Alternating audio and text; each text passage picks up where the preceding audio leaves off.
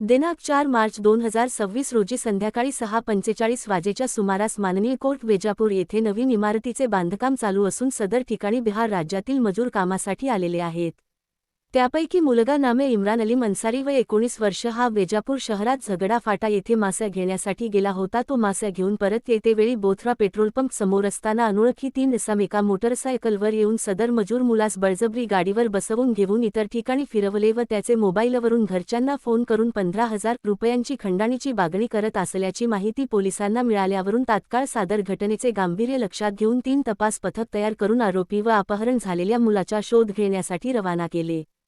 तदनंतर समजले की खंडणी देण्यास विलंब होत असल्याने नमूद 3 अनोळखी इसमांनी मजूर मुलास मारहाण करून त्याच्याकडील 2,000 रुपये किमतीचा मोबाईल, नगदी 300 रुपये, 3,000 रुपयांची चांदीची चैन, 1,000 रुपयांची हातातील डिजिटल घड्याळ असा एकूण 6300 रुपयांचा मुद्देमाल बळजबरीने हिसकावून घेऊन नमूद मजुरास डावाळा फाटा, कोपरगाव रोड येथे 10:45 वाजेच्या सुमारास एकटे सोडून पळून गेले। त्यानंतर पोलिसांनी सदर मजूर मुलास ताब्यात घेऊन पोलीस स्टेशन वेजापूर येथे आणले।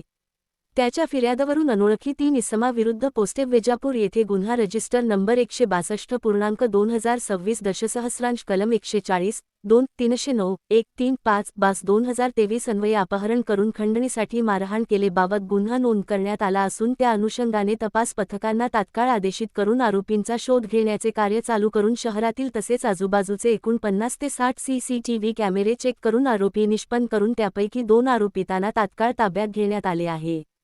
ताब्यात घेण्यात आलेले 2 आरोपी नामे 1 शिवम सुभाष सुरडकर वय 31 वर्ष राहणार वही मस्जिद वेजापूर, 2 सचिन वाळू गोरे वय 29 वर्ष राहणार मसनखाई वेजापूर यांकडे गुन्ह्यासंदर्भाने विचारपूस करता त्यांनी गुन्हा केल्याची कबुली दिल्याने त्यांच्याकडून गुन्ह्यात वापरलेली मोटरसायकल जप्त करण्यात आलेली आहे।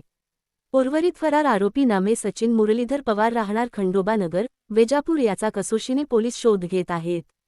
नमूद दाखल गुन्ह्याचा तपास पोलीस उपनिरीक्षक एकनाथ नागरगोजे हे करत आहेत। वेजापूर येथून रणजित मस्के यांची रिपोर्ट।